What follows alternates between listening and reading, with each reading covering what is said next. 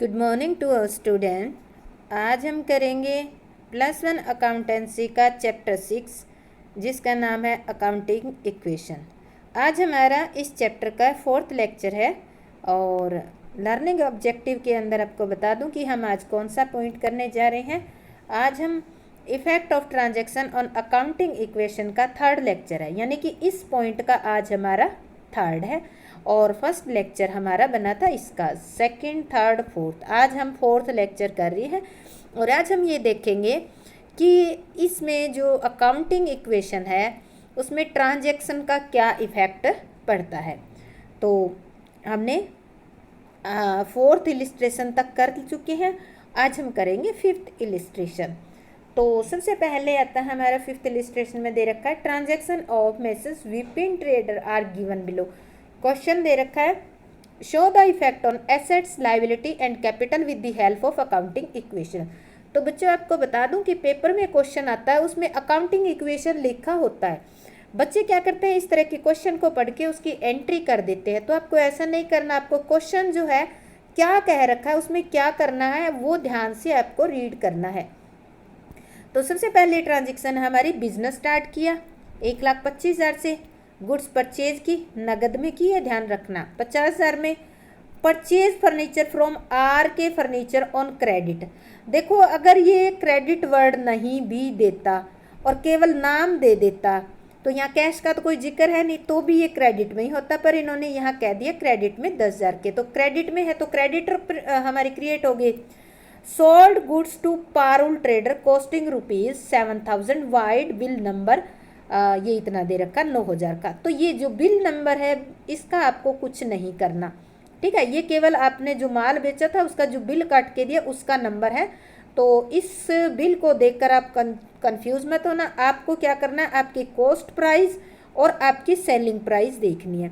आपकी कॉस्ट कितनी है 7 की और आपने 7 वाला माल 9 में बेच दिया है, तो प्रॉफिट कितना हो गया आपको 2,000, ठीक है। और यहाँ कैश का जिक्र नहीं है इसमें। देखो sold goods to Parul trader costing ₹7,000, यहाँ कोई ये माल से कैश में बेचा ऐसा कोई जिक्र नहीं है, तो ये किस में बेचा गया है, क्रेडिट में ही है ये माल।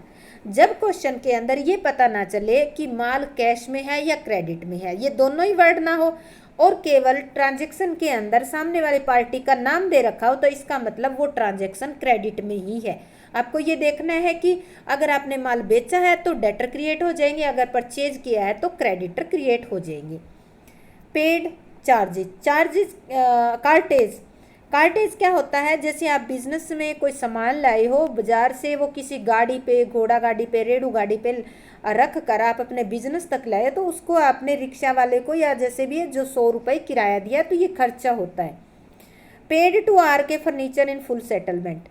आर के जो था उसका देखो हिसाब किताब हमारा कितना था। आर के से हमने 10,000 का माल खरीदा था, ठीक है। अब उसको फुल सेटलमेंट में कितने दे रहे हैं, 9,700। तो आप देखो कि उसको देने 10,000 थे, हम दे रहे हैं उसको 9,700, तो हमें फ़ायदा कितना हो गया 300 रुपये का। जब आ जाता है फुल सेटलमेंट वर्ड तो इसका मतलब अब ये 10,000 का इसका खाता 10,000 से हम क्लोज कर देंगे। हमें 300 रुपये फ़ायदा हो गया और 700 रुपये हमने इसको पे कर दिए हैं। इसके बाद आता है कैश सेल कॉस्टिंग ₹10,000, बेच दिया हमने 12,000 में, फ़ायदा कितना हो गया 2,000 का। यहाँ पे लिखा हुआ है कैश सेल है, ठीक है। रेंट रिसीव्ड क्या है, जो भी कोई रेंट या कमीशन या इंटरेस्ट मिलता होती है वो रिवेन्यू होता है, उससे आपकी कैपिटल इंक्रीज होती है। प्लस में वो किस फॉर्म में मिल रहा है, कैश में मिल रहा है या बैंक अकाउंट में आ रहा है, वो इंक्रीज हो जाता है। Cash withdraw for personal use, आपने पर्सनल यूज़ के लिए 3,000 रुपये निकाले तो कैपिटल कम होगी और कैश निकाला तो कैश कम हो गया। ये सारी ट्रांजैक्शन हम जहाँ सॉल्यूशन करेंगे उसमें ट्रांजैक्शन का कॉलम बनाकर लिख लेंगे और चलो करते हैं इस इलिस्ट्रेशन को सोल्व करते हैं। सबसे पहले आप ऊपर लिखोगे अकाउंटिंग इक्वेशन, फिर assets is equal to liability plus में कैपिटल। हमने पूरा क्वेश्चन पढ़ा तो उसमें कौन कौन सी आइटम आई थी, कैश, स्टॉक, फर्नीचर और डेटर, क्रेडिटर और कैपिटल तो है। इसके बाद पहला हमारा था started business with cash 1,25,000, cash में आगे कैपिटल में आगे। उसके बाद परचेज गुड्स फॉर कैश 50,000 का माल नगद खरीदा है तो 50,000 रुपये कैश में कम हो गए और स्टॉक में आ गए, बाकी पे कोई इफेक्ट नहीं पड़ा। टोटल करेंगे तो ये हो जाएगा कैश 75 अब हो जाएगा, बच जाएगा, और स्टॉक में माल इतना, बाकी जो है हमारा कोई इफेक्ट नहीं हुआ इन पे। कैपिटल हमारी 1,25। हर एक इक्वेशन के बाद टोटल करके देख लेना कि हमारी इक्वेशन ठीक आ रही है कि इन दोनों का टोटल किया 1,25 आता है, इन दोनों का टोटल करते हैं तो भी 1,25 ही आता है। इसके बाद थर्ड हमारी आती है purchase furniture from are K furniture 10,000। Are K से हमने फर्नीचर खरीदा उधार में, उधार में खरीदते हैं तो क्या क्रिएट होते हैं, क्रेडिटर क्रिएट हो जाते हैं, और क्या आया है आपका फर्नीचर, फर्नीचर के अंदर ऐड कर देंगे। अब हम लिख लेंगे कैश एज इट इज रहेगा, स्टॉक भी फर्नीचर 10,000 का हो गया और क्रेडिटर 10,000 के हो गए, और कैपिटल एज इट इज रहेगी। अगली आती है sold goods to Parul trader ₹7,000 to 9,000। 7 वाला माल हमने 9 में बेच दिया। सबसे पहले तो देखो कॉस्टिंग 7,000 है तो माल कितना कम हुआ है आपका, 7,000 रुपये का गोदाम में से माल निकल गया तो माल हो गया आपका 7,000 का कम। स्टॉक गुड्स, स्टॉक 7,000 से कम हो गया। अच्छा हमने उधार में बेचा, उधार में बेचने से क्या क्रिएट हो जाते हैं, डेटर। 7 वाला माल 9 में बेचा तो 2,000 रुपये आपको फायदा हो गया, वो किस में ऐड कर देंगे, कैपिटल के अंदर। अब देखो हमारी पोजीशन, कैश हमारा 75,000 है, स्टॉक कितना बचा 43, 7 का माल बिक चुका। फर्नीचर 10,000 का, डेटर कितने हो गए 9,000 के, क्रेडिटर 10,000 के, और ये होगी हमारी 127,000 की।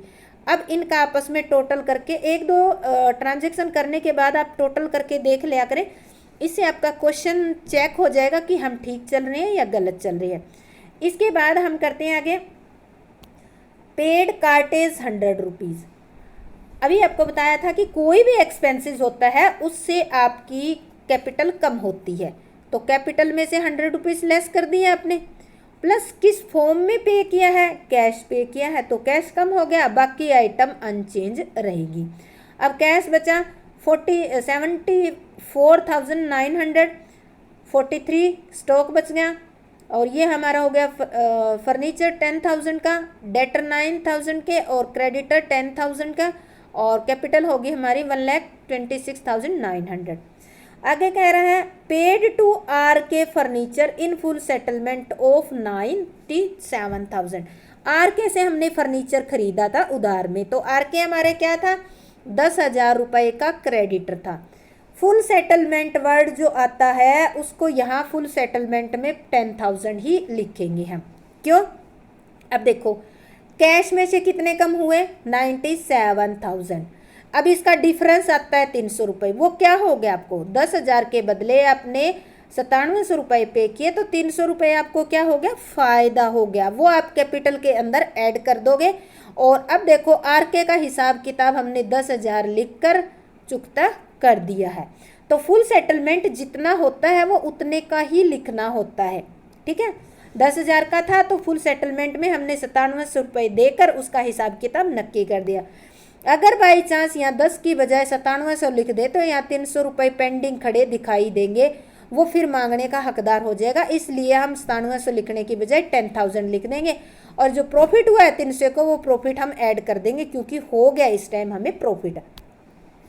इसके बाद हमारी पोजीशन देखो, कैश हमारा है 65,200, स्टॉक है 43, फर्नीचर 10,000 का, डेटर 9,000 के, क्रेडिटर देखो अब 0 हो गया, और ये आपकी कैपिटल 1,27,200 की। अब अगली इक्वेशन आती है हमारी कैश सेल कॉस्टिंग 10,000 फॉर 12,000। 10,000 का माल नगद इसमें नगद में बेच दिया आपने 12,000 का, तो सबसे पहले तो देखो 12 का बेचा तो आपके पास कैश कितना आया 12,000 रुपये लिख दिया। माल कितने का कम हुआ आपका स्टॉक में से 10,000 का, और 10 वाला माल 12 में बेचा तो 2,000 रुपये आपके क्या हो गए प्रॉफिट होगी, बाकी अनचेंज है। अब देखो आपके पास कैश कितना हो गया 77,200, स्टॉक अब कितने का बच गया 33 का, फर्नीचर 10 का, डेटर 9 के, और कैपिटल होगी 1,29,200। आगे कह रहा है रेंट रिसीव्ड 4,000। रेंट रिसीव्ड किया है तो इसका मतलब क्या है रेवेन्यू है, और रेवेन्यू से क्या होता है, आपकी कैपिटल इंक्रीज होती है, तो कैपिटल के अंदर ऐड कर देंगे। अब देखना है ये किस फॉर्म में मिला है, उसी में ऐड कर देंगे। तो क्या मिले, हमें कैश मिला है, तो हमने कैश के अंदर ऐड कर दिया। अब हमारी पोजीशन आती है 81,200 कैश है हमारे पास, स्टॉक है 33,000, फर्नीचर है 10,000 और डेटर है 9,000 और क्रेडिटर हमारे जीरो हो चुके हैं और कैपिटल हमारी 1,33,200। लास्ट कह रहा है cash withdraw for private personal use ₹3,000। जो पर्सनल यूज़ की जाती है, चाहे वो कैश हो, चाहे स्टॉक हो, चाहे कोई एसेट्स हो, वो ड्राइंग होती है। तो इससे क्या होता है, एक तो आपकी कैपिटल कम हो जाती है, कैपिटल में से लेस कर दो। दूसरा देखो कि किस फॉर्म में ड्राइंग की गई है। यहाँ पे किस फॉर्म में की गई है, कैश निकाला गया है, तो कैश कम हो जाएगा, बाकी सारे अनचेंज रहेंगे, 0 लिख देंगे हम। अब देखो कैश कितना बच गया, 78,200, स्टॉक 33 का, डेटर ये फर्नीचर हमारे 10,000 का, डेटर 9,000 का और कैपिटल हमारी कितनी है 1,30,200। अब इनका टोटल करो, इनका टोटल करते हैं तो इनका टोटल बराबर आता है दोनों का 1,30,200। तो इस तरह से स्टूडेंट आपको हर एक जो सम है वो सोल्व करना है। तो ये हमारा 5th हो गया। अब हम करते हैं 6th, थोड़ा सा स्पीड से करते हैं अब, क्योंकि आपको समझ आ गया होगा। तो इसमें इंग्लिश और हिंदी दोनों मीडियम दे रखे हैं। एक बार जस्ट क्वेश्चन को रीड कर लेते हैं। प्रूव दैट अकाउंटिंग इक्वेशन, देखो क्वेश्चन में ऐसे दिया होगा कि आपको अकाउंटिंग इक्वेशन को प्रूव करना है, बनाना है। Is satisfy in all the following transaction of Sameer Goyal, ठीक है, दे रखा है business started with cash 1 lakh, paid rent in advance, ये पॉइंट आपका नया है, एडवांस में पेड रेंट अगर कोई भी खर्चा अगर आप एडवांस में पे कर देते हो तो वो खर्चा आपकी एक एसेट्स बन जाता है और उस एसेट्स को हम कहते हैं प्रीपेड एसेट्स। क्या कहते हैं, प्रीपेड एसेट्स, यानी कि ऐसा खर्चा प्रीपेड यानी कि पहले से ही पेड कर रखा है। अब देखो रेंट आपने पूरे साल का पहले ही पे कर दिया तो उसको कहेंगे रेंट पेड इन एडवांस और इसको एज एसेट्स कहेंगे, प्रीपेड रेंट या एसेट्स कहेंगे। क्यों प्रीपेड एसेट्स हमने इसलिए माना है कि अगर एडवांस में पे कर दिया तो हमें बाद में अब नहीं करना पड़ेगा, तो क्या बन जाती है आपकी एसेट्स बन जाती है। इसके बाद थर्ड आता है purchase goods for cash 50,000 and credit 20,000। नगद में 50 का माल खरीद लिया, उधार में 20 का, तो 70,000 का माल खरीद लिया।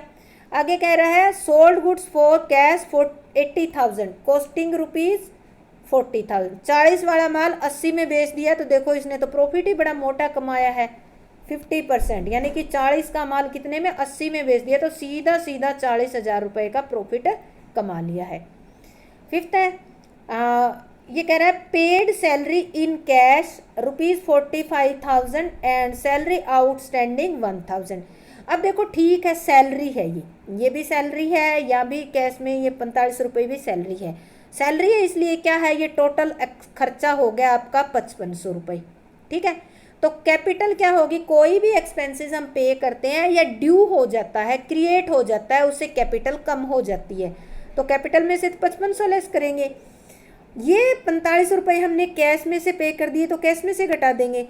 बात आती है इस 1,000 की, ये क्या है, ये आउटस्टैंडिंग, यानी कि आउटस्टैंडिंग एक्सपेंसेस, मैं सैलरी नहीं बोल रही, एक्सपेंसेस यानी कि सारे एक्सपेंसेस इंक्लूड कर रही हूँ इसमें। आउटस्टैंडिंग एक्सपेंसेस वो एक्सपेंसेस होते हैं जो ड्यू हो चुके हैं, यानी कि भुगतान करने की तारीख आ चुकी है या जा चुकी है और हमने अभी तक भुगतान नहीं किया है। तो जब तक हम भुगतान नहीं करेंगे तब तक वो क्या बन जाएगी, आपकी लाइबिलिटी बन जाएगी। क्या बन जाएगी, लाइबिलिटी। और ये 1,000 रुपये जो है आउटस्टैंडिंग सैलरी के रूप में एज ए लाइबिलिटी आपके शो होंगे। जैसे ऊपर प्रीपेड रेंट क्या बन गया, अगर कोई खर्चा एडवांस में पे कर देते हो वो तो आपकी एसेट्स बन जाती है। कोई खर्चा ड्यू हो चुका है यानी कि भुगतान करने की तारीख जा चुकी है और हमने पे नहीं किया है, तो वो क्या बन जाता है, आउटस्टैंडिंग। तो इस तरह से ये आउटस्टैंडिंग लाइबिलिटी साइड अलग कॉलम बना देंगे इसका, ठीक है।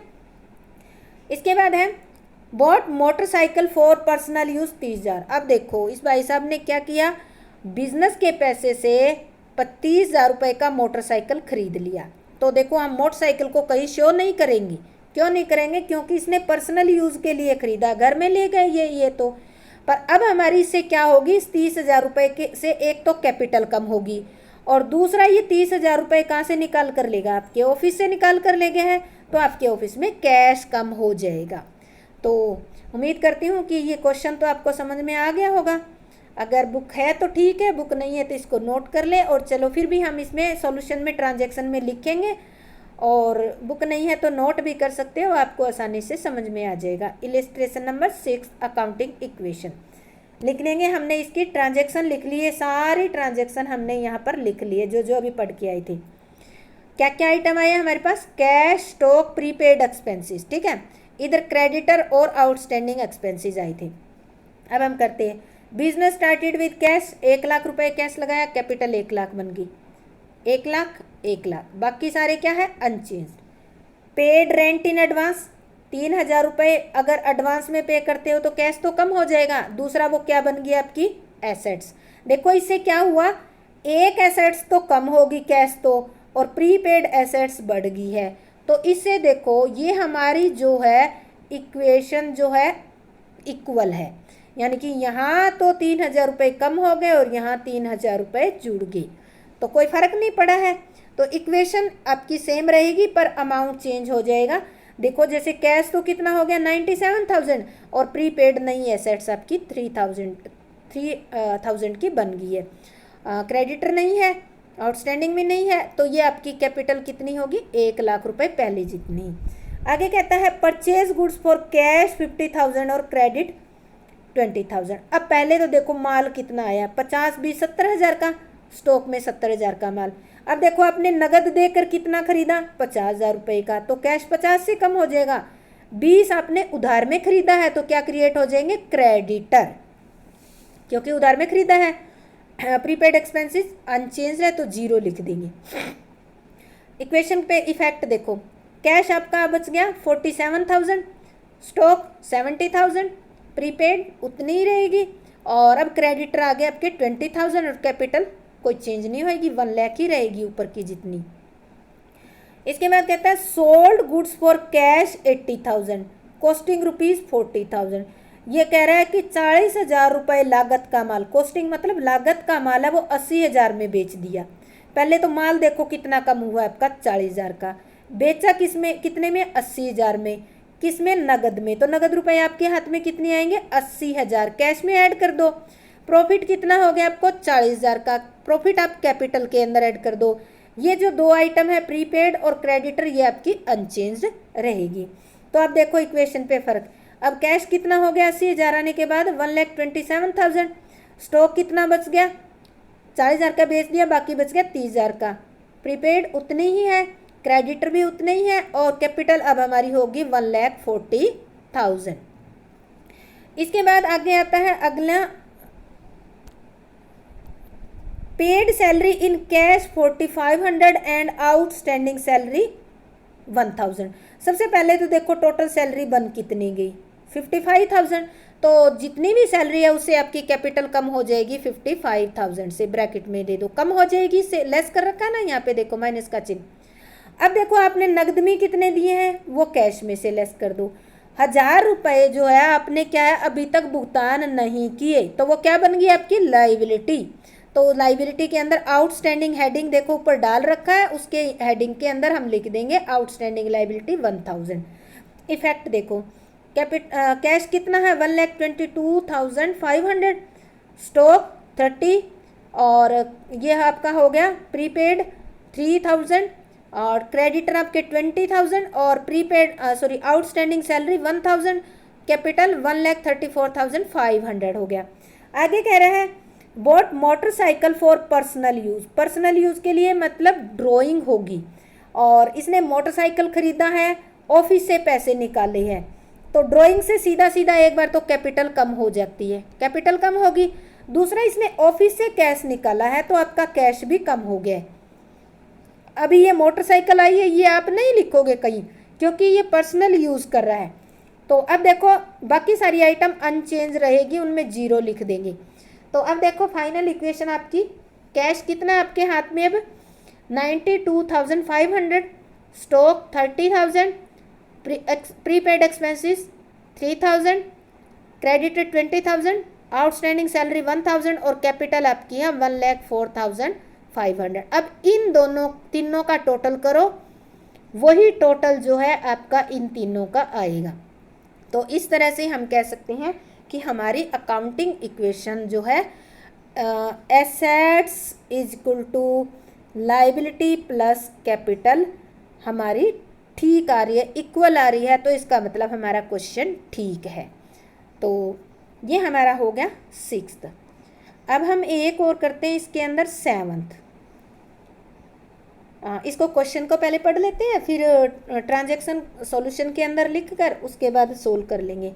पर आपको क्या करना है बच्चों, एक ट्रांजैक्शन लिखनी है और उसको कंप्लीट सोल्व करना है, फिर दूसरी ट्रांजैक्शन लिखनी है, क्योंकि आपके पास बुक होगी। Show the effect of following transaction on the accounting equation.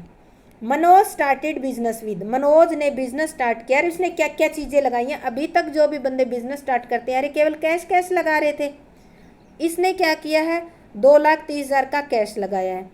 Goods यानी कि स्टॉक लगाया इसने 1 लाख का। इसने अपनी बिल्डिंग लगाई है 2 लाख की, ठीक है। जो कॉलम में टोटल कैपिटल कितनी होगी, अब इसको जोड़िए तो ये होगी 5,30,000 रुपये की इसने क्या लगा दी, कैपिटल लगा दी स्टार्टिंग में, ठीक है। आगे कह रहा है परचेज गुड फॉर कैश, नगद में माल खरीदा है। आगे कह रहा है he sold goods for cash, cash में कह रहा है कॉस्टिंग, 20 वाला माल कितने में बेच दिया इसने 35 में, तो 15,000 रुपये का क्या हो गया प्रॉफिट, ठीक है, कैपिटल में ऐड हो जाएगा। ही परचेज गुड्स फ्रॉम राहुल। अब देखो यहाँ पे ना तो कैश का जिक्र आ रहा ना क्रेडिट का, कोई नहीं आ रहा, पर एक बात है कि सामने वाली पार्टी का नाम दे रखा है, तो इसका मतलब ये क्रेडिट में ही है। तो राहुल हमारा क्या बन गया क्रेडिटर 55,000 रुपये का।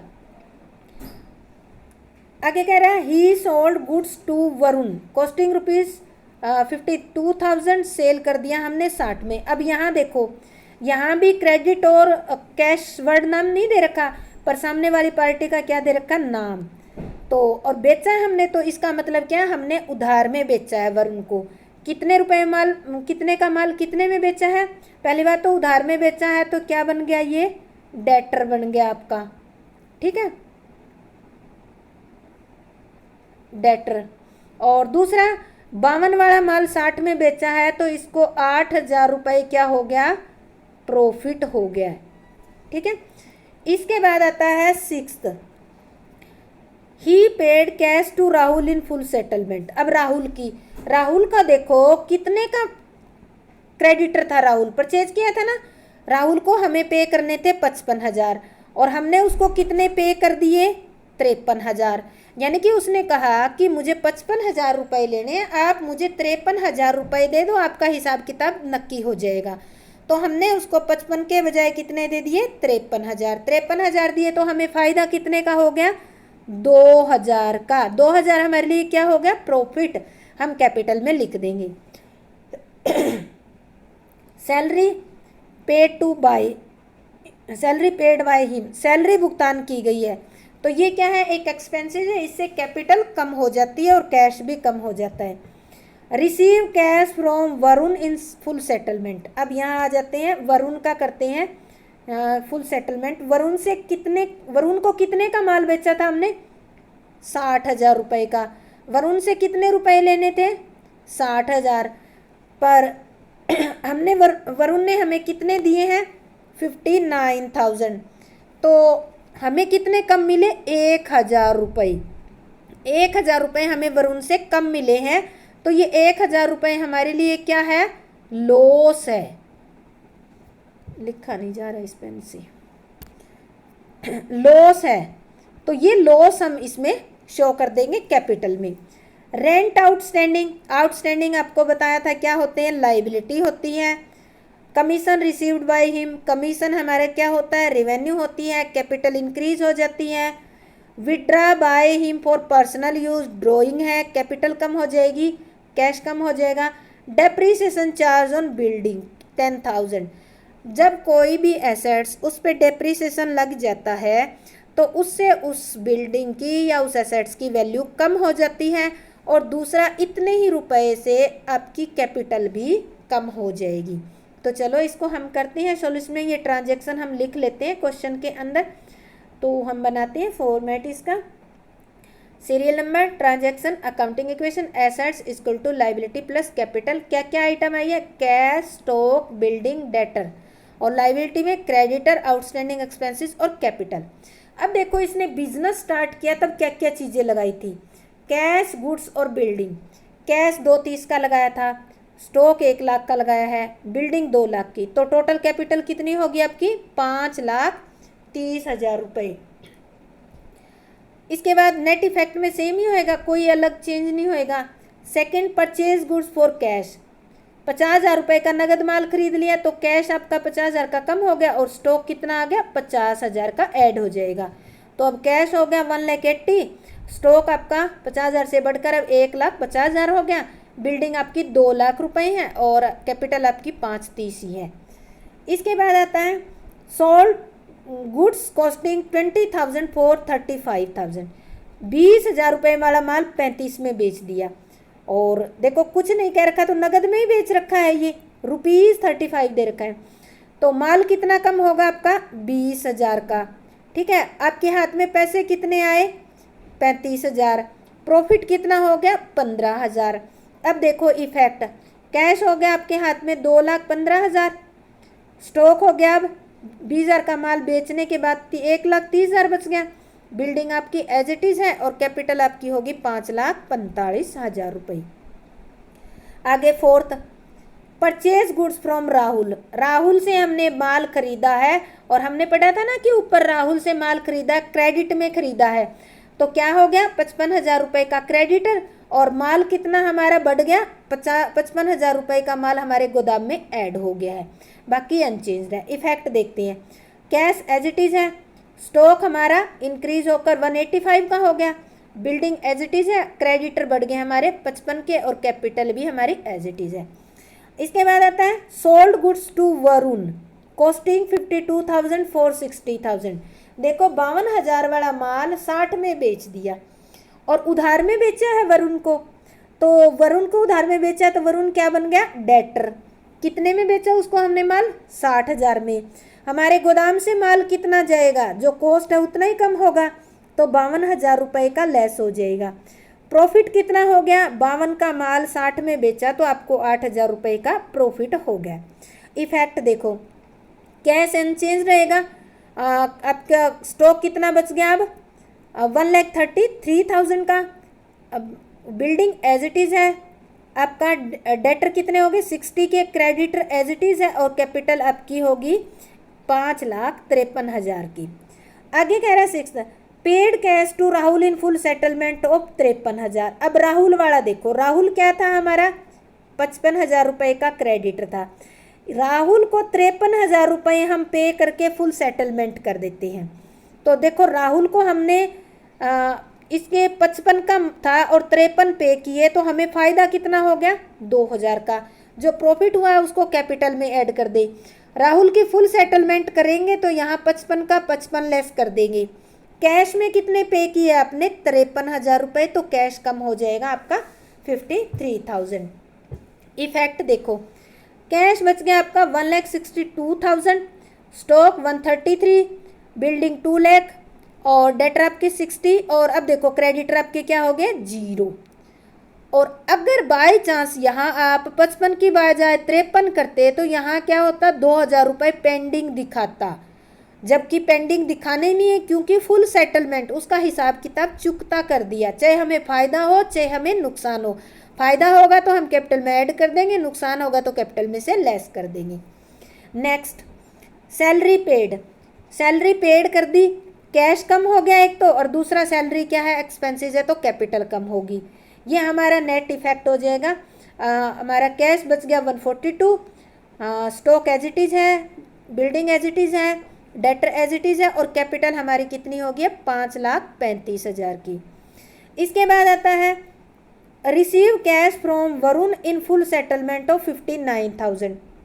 देखो वरुण से कितने लेने थे 60,000 रुपये, उसने दिए कितने हमें 59,000, तो हमें नुकसान कितने का हो गया 1,000 का, तो हम कैपिटल में से 1,000 कर देंगे। कैश में कितने आए आपकी पॉकेट में 59,000 कैश में कर देंगे। इसने कहा फुल सेटलमेंट, तो अब हम यहाँ पे 60 में से 60 ही लेस कर देंगे फुल सेटलमेंट, ताकि इसका कोई बैलेंस पीछे कोई बैलेंस नज़र ना आए, जीरो ही आए। तो ये हमने कर दिया इसका जीरो। अब इफेक्ट देखो, कैश हमारे पास है 2,01,000, स्टॉक है 133 और स्टॉक है हमारे 2 लाख और डेटर और क्रेडिटर हमारे 0 हो गए, कैपिटल हमारी है 5,34,000। अब देखो अगला आता है इसमें रेंट आउटस्टैंडिंग। आउटस्टैंडिंग क्या होता है, अभी आपको बताया था कि ऐसा कोई खर्चा जो ड्यू हो चुका है या भुगतान की तारीख जा चुकी है और हमने अभी तक पे नहीं किया है, तो वो क्या बन जाती है लाइबिलिटी। तो एक तो लाइबिलिटी अलग शो हो जाएगी लाइबिलिटी हेडिंग के अंदर, दूसरा कैपिटल में से लेस हो जाएगी। नेट इफेक्ट देखो, कैश अनचेंज रहेगा, स्टॉक भी अनचेंज्ड, बिल्डिंग भी अनचेंज्ड और डेटर 0 हो गए थे, क्रेडिटर 0 हो गए। यहाँ लाइबिलिटी आ गई आपकी आउटस्टैंडिंग लाइबिलिटी 3,000 और कैपिटल अब कितनी बच गई 5,31,000 की। कमीशन रिसीव्ड, अगर कोई भी रेवेन्यू आपको प्राप्त होता है तो उससे कैपिटल आपकी इंक्रीज हो जाती है, ऐड कर देंगे। किस फॉर्म में मिली है, कैश में मिली है तो कैश में ऐड कर देंगे। तो अब हमारा क्या इफेक्ट है, कैश 2,14,000, स्टॉक उतना ही है और बिल्डिंग भी एज इट इज़ है, डेटर क्रेडिटर 0 है, लाइबिलिटी भी एज इट इज़ है और कैपिटल हमारी कितनी होगी अब 5,44,000।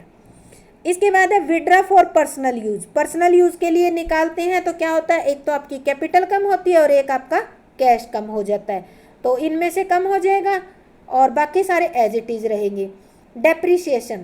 डेप्रीशिएशन ऑन बिल्डिंग, देखो डेप्रीशिएशन क्या होता है, जब कोई हम एसेट्स यूज़ करते हैं तो यूज़ करने के दौरान टूट फूट गिसावट के कारण उसकी वैल्यू कम हो जाती है। तो हमारी बिल्डिंग की वैल्यू कितनी कम होगी, यानी कि उसमें टूट फूट होगी 10,000 रुपये की, तो इससे बिल्डिंग की वैल्यू 10,000 रुपये की कम होगी। और अगर बिल्डिंग की वैल्यू कम होगी क्योंकि ये पूरी बिल्डिंग हमने कैपिटल में ऐड की थी, तो अब ये कम होगी तो आपकी कैपिटल भी 10,000 रुपये से कम हो जाएगी।